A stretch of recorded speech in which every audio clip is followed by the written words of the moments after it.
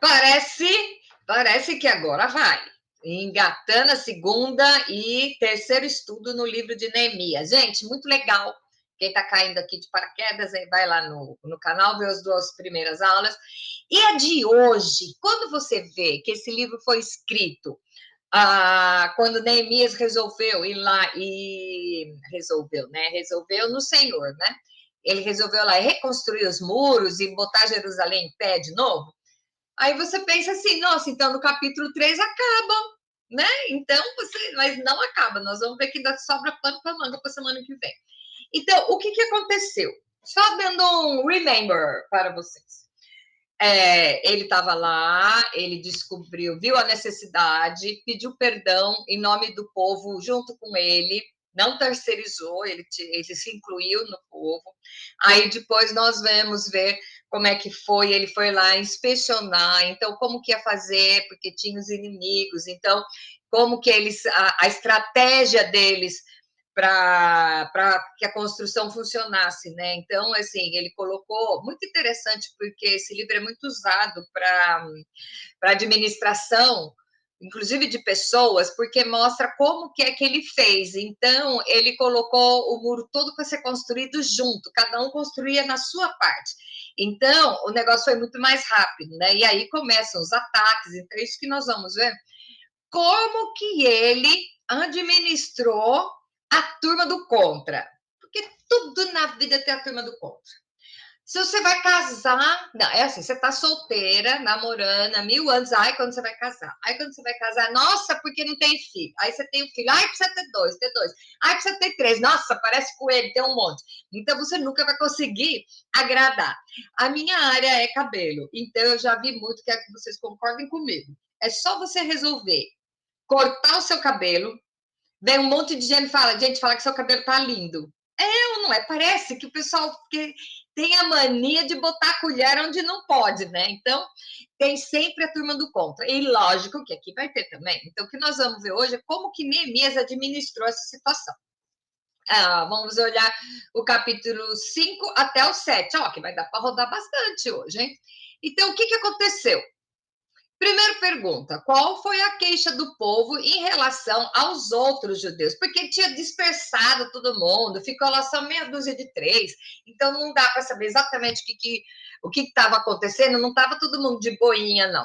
Então vamos lá, o que diz o começo do capítulo 5, né? Algum tempo depois, aí eu coloquei na linguagem de hoje, tá? Porque eu acho que ela é mais explicativa. Então, é o seguinte: algum tempo depois, muitas pessoas, tanto homens como mulheres, começaram a reclamar contra os seus patrícios judeus. Então, aqui está falando tudo de judeu, tá? Em vez daquela história de um ajudar o outro, vocês veem que aqui o negócio não estava bem assim. Alguns diziam: as nossas famílias são grandes e precisamos de trigo para nos alimentar e continuar vivo. Os outros diziam: mas para não morrer de fome, tivemos que penhorar os nossos campos, as nossas plantações de uva, a casa, para poder comprar o trigo. E outros ainda disseram: tive que pedir dinheiro emprestado para pagar o rei os impostos e os campos para plantação de uvas. Ok. Acontece que nós somos da mesma raça dos nossos patrícios judeus e os nossos filhos são tão bons como os deles. No entanto, nós temos de fazer que nossos filhos trabalhem como escravos. Algumas das nossas filhas já foram vendidas como escravas. Não podemos fazer nada para evitar isso, pois os nossos campos e as nossas plantações de uvas foram tomados de nós. Quando eu, Neemias, ouvi as queixas, fiquei zangado. Oh, um homem da Bíblia ficou zangado. Sim, sim, na Bíblia você fica zangado também. Tanto que Jesus fala o quê? Irai-vos, mas não pequeis. Quer dizer, até aquela raivazinha que a gente tem é permitido. Não pecar em consequência disso. Então ele diz assim, fiquei muito zangado. E resolvi fazer uma coisa, repreendi as autoridades e o povo e os oficiais. Então vamos lá. Vocês estão explorando seus irmãos. Gente, alguém conhece alguma igreja assim que parece que começa a brigar entre eles? Acho que é só aqui, não tem, né? Na nossa igreja não tem, na nossa época não tem, né? Aquele mimimi, ai, gosta mais do fulano do que de mim, o pastor vai tomar pão com café com pão na casa de uma e não vem na minha, gente. Isso tem desde que mundo é mundo. Então vamos lá. Aí ele resolveu botar ordem na casa e ele começa a falar com aqueles que, pelo que a gente vê, eles estavam numa situação financeira melhor, tanto que estavam botando as filhas, que é do mesmo povo, como escravas. Gente, fala sério. Bom, aí ele viu e falou assim: vocês estão explorando seus irmãos. Depois de pensar nisso, eu reuni todo o povo a fim de tratar deste problema e disse: agora vem cá, ele não foi lá para construir muro? Olha tudo que ele teve que fazer. Muitas vezes você pensa que é chamado para uma coisa e tem muito mais para você resolver lá.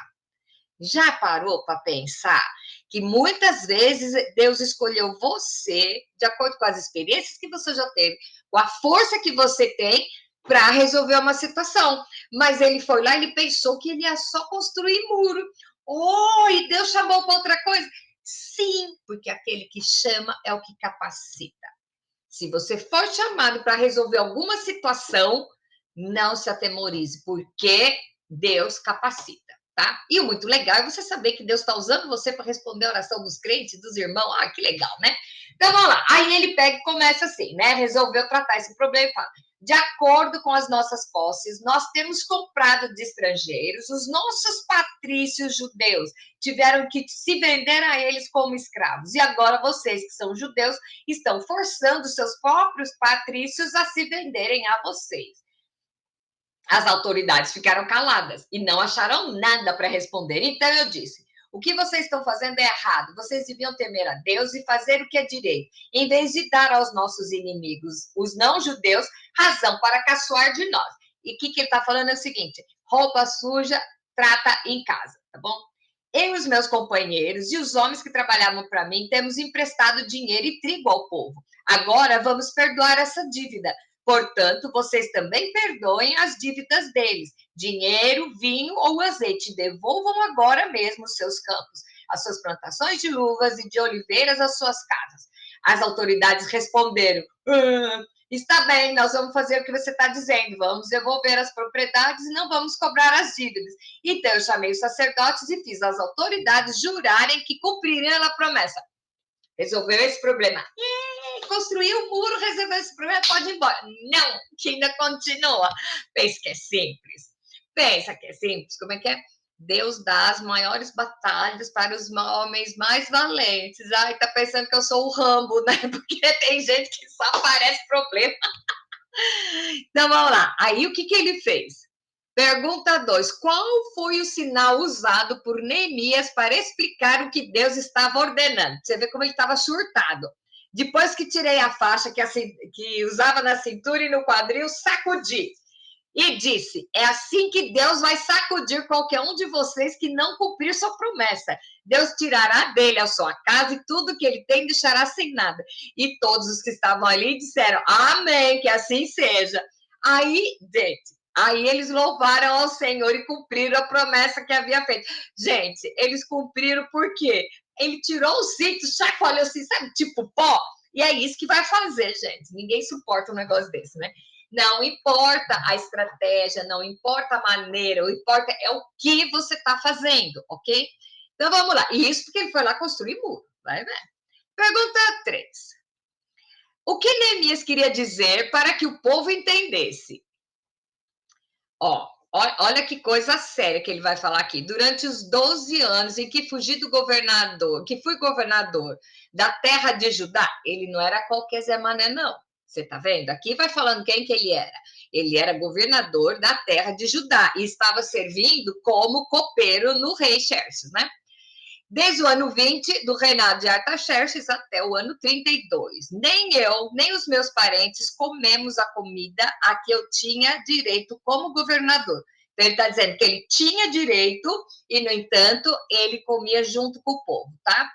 Antes de mim, os governadores tinham sido uma carga para o povo e haviam exigido que o povo pagasse 40 barras de prata por dia a fim de comprar comida e vinho. Até os seus empregados exploravam o povo, mas eu agi de modo diferente porque temia a Deus.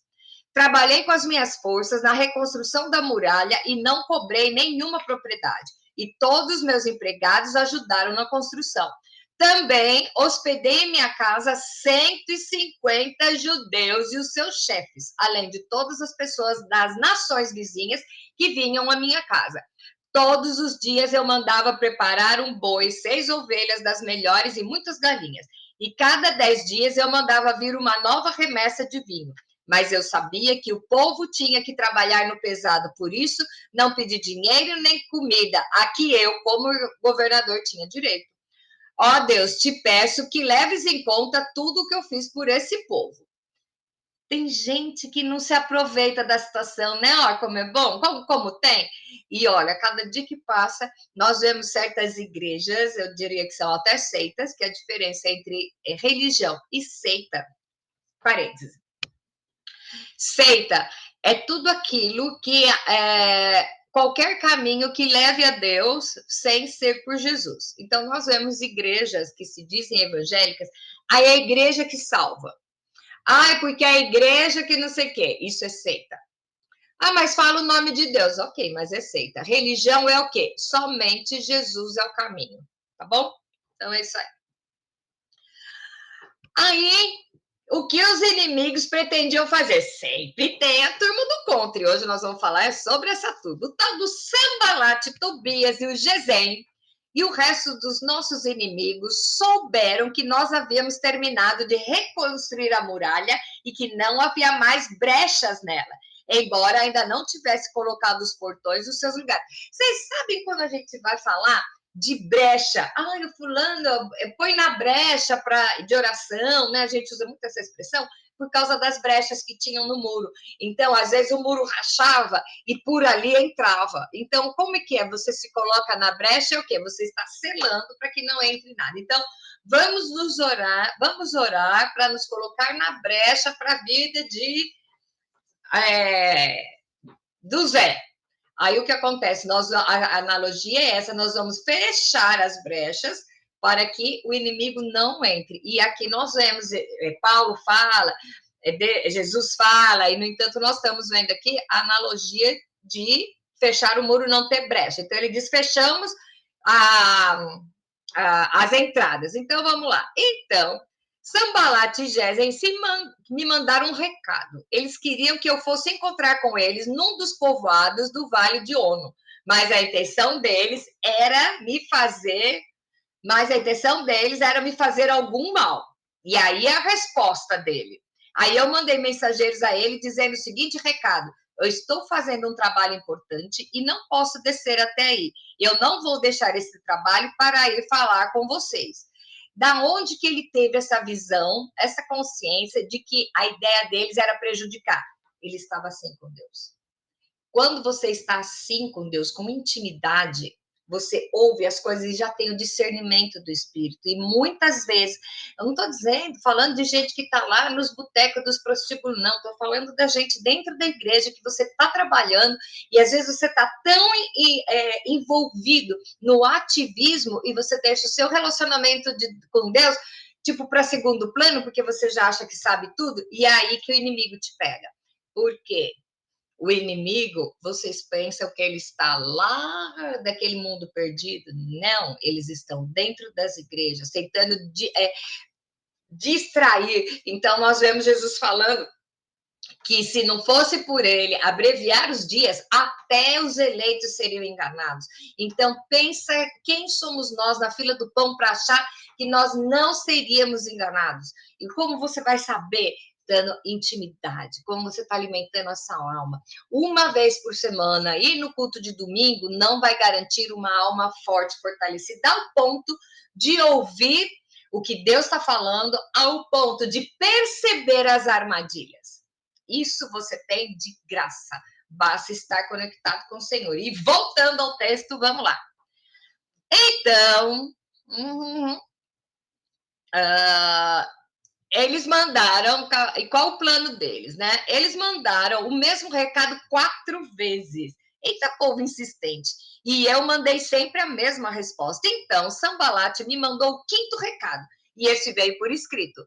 Era uma carta e foi trazida por um dos empregados de Sambalat. A carta estava aberta e dizia: Gesem me disse que entre os povos vizinhos está correndo um boato.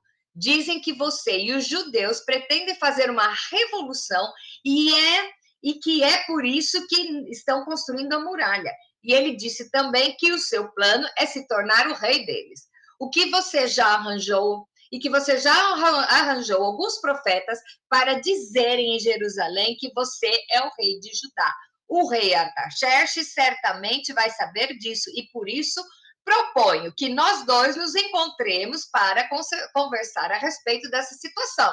Quer dizer, vem aqui, já colocou ideia lá, palavras na boca, já colocou. Tudo isso é argumento para que ele fosse. E ele mandou a seguinte resposta. Ai, que legal, interessante isso aqui. Parece capítulo de novela. Vamos lá. Nada do que você está dizendo é verdade. Foi você quem inventou tudo isso. O que eles queriam era nos meter medo para não continuarmos o trabalho. Agora, ó Deus, aumenta as minhas forças. Vamos parar aqui nesse texto. Uma situação que você está vendo, que os inimigos estão se levantando. Será que a gente não vai tentar com as nossas forças, com tudo aquilo que a gente sabe pelas próprias mãos, né? E, no entanto, ele teve a sabedoria de pedir, né? Daí, Senhor, aumenta as minhas... Ele não pediu, Senhor, tira esse problema da minha vida. Ele não pediu, me livra dos inimigos. Ele pediu mais força. Força é para quê? É para a batalha. Por isso que Deus não trabalha, Deus ama as crianças. Eu não estou falando de bebês, tá? Estou falando de pessoas que são eternos bebês na mão de Deus, né? No evangelho, né? Que estão no leitinho. Então, o que que acontece? Deus ama o recém-convertido, Deus ama, mas ele só trabalha com guerreiros. Aí, qual é o time que você tá? No time que só fica, me dá, me dá, me dá, uau, o fulano mostrou a língua para mim. Ele vai trabalhar com guerreiros, e por isso que ele pediu, aumenta as minhas forças. E nessa época, Semaías, filho de Delaías e neto de... Nossa, esses nomes tá fogo. Metabel, estava proibido de sair de casa, por isso eu fui visitá-lo e ele me disse, nós dois precisamos nos esconder juntos no santo lugar do templo e vamos fechar as portas, porque eles virão matar você. Sim, qualquer noite dessas, eles virão matá-lo. E eu respondi, eu não sou do tipo de homem que foge e se esconde.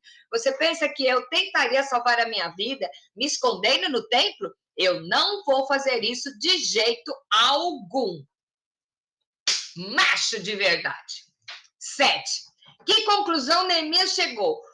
Quando comecei a pensar nesse assunto, compreendi que Deus não havia falado com Semaías, e sim que Tobias e Sambalate haviam pago para ele me dar aquele conselho. Quantas vezes nós vemos o povo de Deus indo atrás de profeta, que eu chamo de cartomante gospel. Você vai lá, quero uma palavra, e não sei o quê, e paga. Gente, paga para ouvir cartomante gospel, tá? Aqui foi atrás dele e ele pedindo oração, e falou, não vou fazer isso de jeito nenhum. E ainda mais que ele descobriu que o povo, que eles estavam sendo pagos para isso. Agora, como que ele percebeu isso, gente? É porque está aqui, ó, antenado. Vamos lá.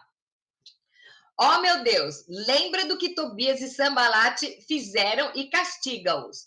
Lembra também da profetisa Noadias e dos outros profetas que tentaram me fazer ficar com medo. Olha que ele está falando vamos falar da igreja. Tem profetisa lá, que não é usada pelo Senhor. Existe gente prestando a boca para o capeta. Existe gente que vai ouvir aquilo que ele quer, que vai ser confortável para a vida dele, e ainda paga para isso. E eu não estou falando de boteco, tá? Vamos lá. Aí, qual foi, o que o sucesso da obra causou nos inimigos, que é a turminha do contra? Vamos lá. As muralhas foram terminadas no dia 25 do mês de Elul, depois de 52 dias de trabalho. Gente, menos de 2 meses eles botaram essas muralhas de pé. Então, os nossos inimigos das nações vizinhas souberam disso e ficaram desmoralizados. porque todos ficaram sabendo que o trabalho havia sido feito com a ajuda do nosso Deus. Durante esse tempo, as autoridades dos judeus haviam escrito muitas cartas de Tobias e a Tobias que haviam recebido várias cartas dele. Muita gente de Judá estava do lado de Tobias, porque ele era genro de um judeu chamado Secanias, filho de Ará. Além disso, seu filho Joanã havia casado com a filha de Mesulã, filho de Berequias. Quer dizer, tudo em família ali. Na minha frente falavam das boas coisas que Tobias havia feito e contavam a ele tudo que eu dizia. E Tobias continuou a me mandar cartas para ver se conseguia me fazer ficar com medo. Olha só a arrumação de família aqui. Depois de terminada a obra, qual foi o próximo passo? Deus chamou você para fazer uma obra e você foi lá, fez e você acha que você terminou. Qual é o próximo passo? Agora vou descansar, vou para Cancún. Vou pagar um cruzeiro e vou para Cancún descansar. Não. Agora, 7 de 1 a 3, agora as muralhas estavam reconstruídas e os portões estavam todos colocados nos seus lugares. Foi marcado o trabalho dos guardas do templo, dos cantores e dos levitas. Eles organizaram a igreja aqui. Para governar a cidade de Jerusalém, eu coloquei 2 homens, o meu irmão Hanani e Hananias, o oficial comandante da fortaleza. Ananias era um homem fiel e temia a Deus mais do que qualquer outro. E eu disse aos 2 que só mandassem abrir os portões de Jerusalém quando o sol começasse a esquentar e que mandassem fechar e trancar os portões antes que os guardas deixassem o serviço na hora do pôr do sol. Também ordenei que eles escolhessem guardas entre o povo que morava em Jerusalém. Alguns deles deviam ficar de guarda em certos lugares e outros deveriam tomar conta da área em frente às suas próprias casas. O que aconteceu? Ele sabia que ia ter um levante da oposição. Então, o que ele fez? Ele não mandou um exército, ele falou, cada um vai tomar conta da sua parte. Gente, olha que estratégia de um líder. Cada um vai tomar conta a parte que está na frente do seu muro. De noite, deixa esse muro trancado. Abre só quando tiver claro. Ok. E aí, como o povo adorou o Senhor, ao ver o templo construído, aí eles construíram o templo, gente, está acabando aqui, versículo 70 até 72. Muitas pessoas deram dinheiro para ajudar a pagar o custo da reconstrução do templo. Ué, mas não estava tudo falido, tudo quebrado? Hein? Não é? Não estavam reclamando aqui um tempo atrás, no começo do estudo, que eles estavam reclamando que não tinha dinheiro, que e agora eles vieram ofertar. A oferta não fixa, o valor de uma oferta não é a quantidade, é a disposição. Eles foram ofertar por templo. Então, muitas pessoas deram dinheiro para ajudar a pagar o custo da reconstrução do templo. O governador deu 8 quilos e 400 gramas de ouro, 50 vasilhas para o culto e 530 mantos sacerdotais.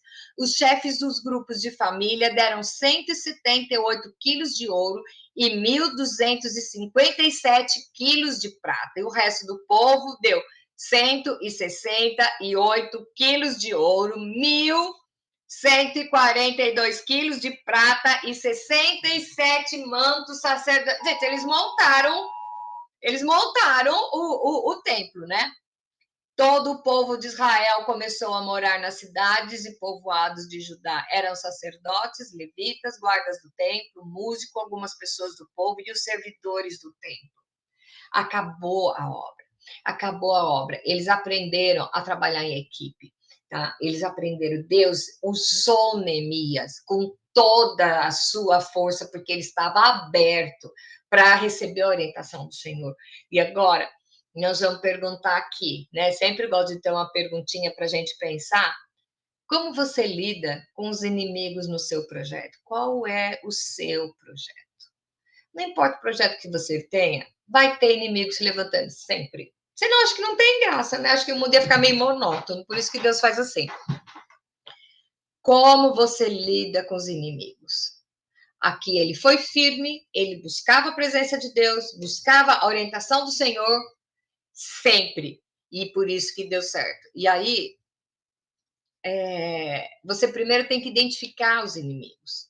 E isso não quer dizer excomungar. Como é que a gente é criança, faz assim, né? Não quero mais, né? Cortando, não tem um negócio assim? Então, você tem que descobrir quem são os inimigos. E, de repente, esses inimigos estão dentro da mesma igreja, estão dentro da sua casa, estão dentro do seu trabalho, e são os inimigos da sua obra.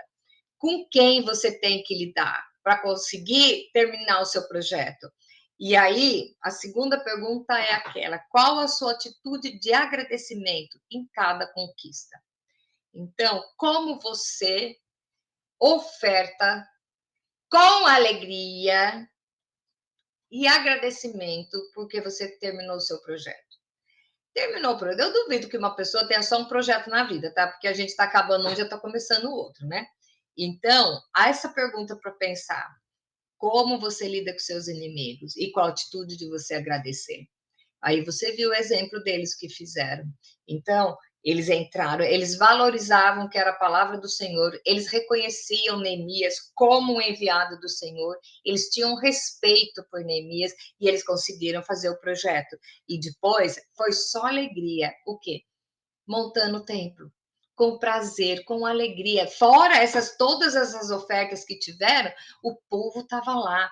Então, quando você é um líder num trabalho, não importa que seja, não estou falando nem de igreja, pode ser em qualquer outra área.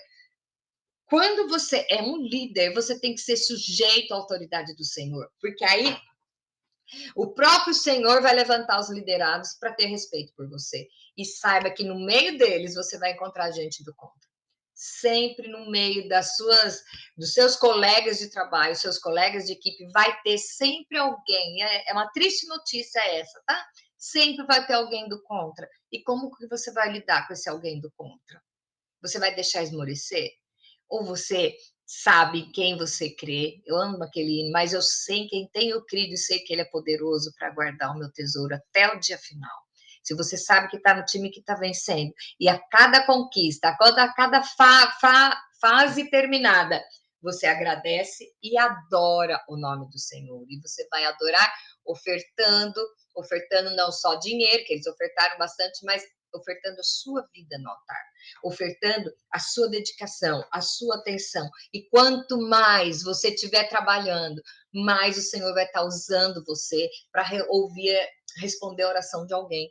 Quando Deus vê que você já está moldado, você tem um ouvido sensível, você está totalmente comprometido, Ele vai usar você para que o reino dele seja instituído aqui na terra. Em nome do Senhor Jesus. Então, fique com essa na sua cabeça. Pega e passa essa semana pensando qual é meu trabalho e qual é a maneira que eu vou lidar com os meus inimigos e como que eu vou agradecer. E semana que vem tem mais. Pensa que acabou, né? Mas não tem, não. Na semana que vem a gente vai ver o que aconteceu logo depois de terminada a construção do templo. Beijos para você até semana que vem.